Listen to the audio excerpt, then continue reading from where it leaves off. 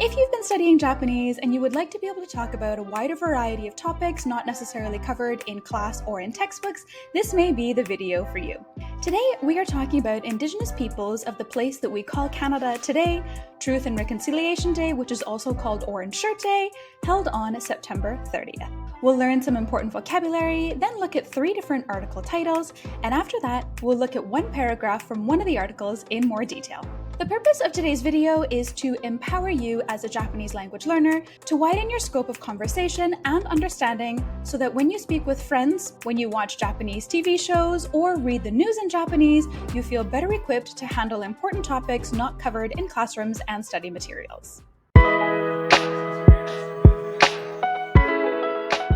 If you don't already know me, my name is Sachi. I am a bicultural and bilingual Japanese teacher and translator. I work primarily with academics and professionals to level up their Japanese language skills, mainly through teaching pronunciation and pitch accent, as well as business Japanese. I also translate in the areas of koseki, or family registries, and disaster science. Welcome to the second installment of Let's Talk About It in Japanese. 皆さん、こんにちは。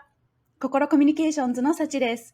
今回の動画は新シリーズの第2回目、日本語でも話そうです。このシリーズでは教材などには含まれていない社会や政治に関するトピックを取り上げて日本語学習者さんにご紹介します。Before we get into it, I would like to clarify that this is a serious topic and should be handled with care. That being said, in order to stay focused on learning and the fact that I believe that learning should be seen as a positive thing, you will see me smile throughout the video. If you want to practice reading out loud, if you need repetition or you want to shadow, please feel free to pause the video and go back and rewatch or re-listen to any section you'd like. At the end, please share your feedback in the comments below. I would love to know if you found this video to be a helpful step toward expanding your ability to communicate in Japanese on topics that your textbooks may not include. Are you ready to get started? では、始めましょう。Let's begin by going over some important vocabulary. Some of the words we're about to look at you may already know, some you may not know. The first and most important word is senjumin, meaning indigenous people or indigenous person. So we can say Canada no senjumin to mean indigenous peoples of Canada. For anyone curious about pitch accent, senjumin is a nakadaka word where and ju are higher pitch and the rest are low. So we begin with se low, high for ju, and then we drop back after that. Senjumin. Senjumin.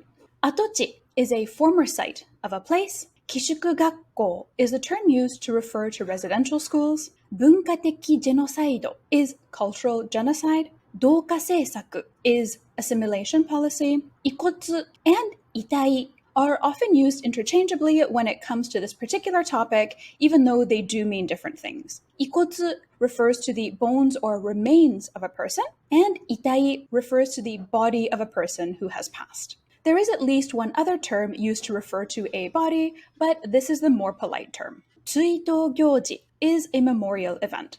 And last but not least, Shinjitsu to Wakai no Hi is Truth and Reconciliation Day. Shinjitsu means truth, and wakai is reconciliation. It's not a thorough list, of course, but these are some commonly used words when talking about or reading about this topic. Let's now look at 3 article titles. The first one is from Canada Journal. 2023年オレンジシャツデー、真実と和解の日、カナダの祝日。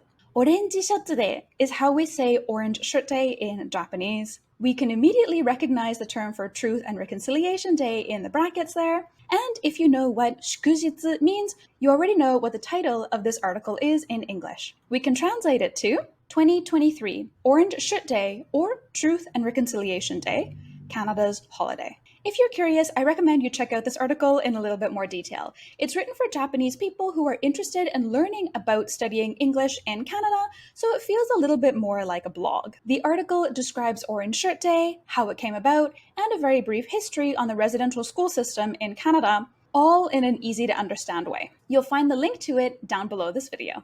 Let's try another article. This time from Nippon Keizai Shimbun, or the Nikkei. カナダの学校跡地に751の墓。先住民の子供らの遺骨化. For this title, you may need to combine what we learned just now with some of your previous knowledge. The English translation could be 751 graves on a formal school site in Canada.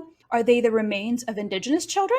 You may also have noticed that this article is from 2021, which was the height, at least in the news, of the discovery of unmarked graves at former residential schools. Let's take a look at one last article, this time from Asahi. 先住民学校負の歴史向き合ってカナダ真実と和解の日. For anyone who doesn't know, fu means negative.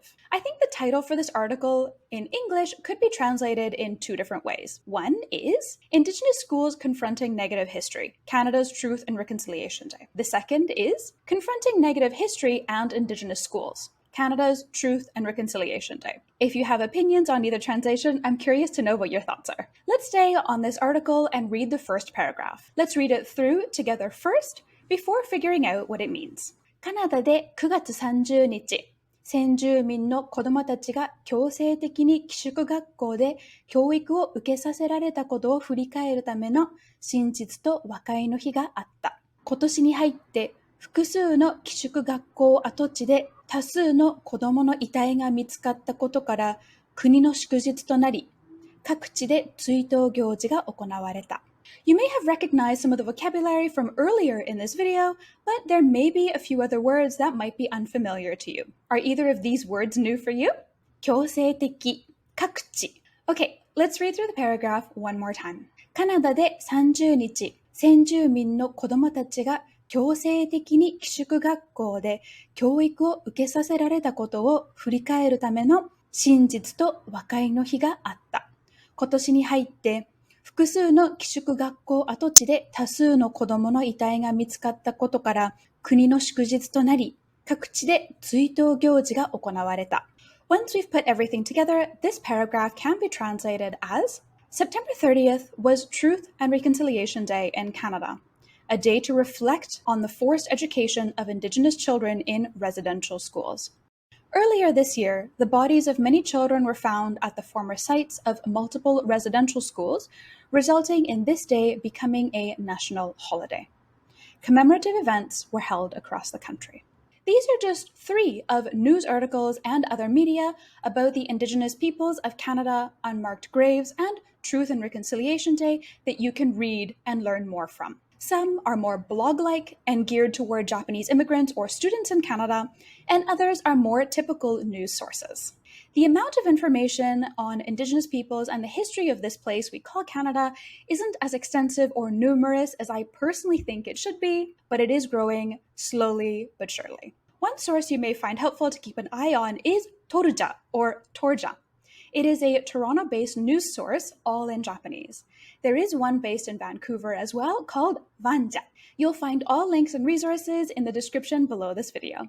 Thank you so much for joining me in the second installment of Let's Talk About It in Japanese, 日本語で話そう, where we look at a wider variety of topics, including politics and social justice, not covered in classrooms or textbooks, in order to empower Japanese language learners just like yourself, so that you can widen your scope of conversation, learning, and understanding. I hope you found today's topic meaningful. Please feel free to share your thoughts with me in the comments below and subscribe to more videos to help you fill in the gaps of your Japanese language learning. 最後までご視聴いただきありがとうございました。では、また次回お会いしましょう。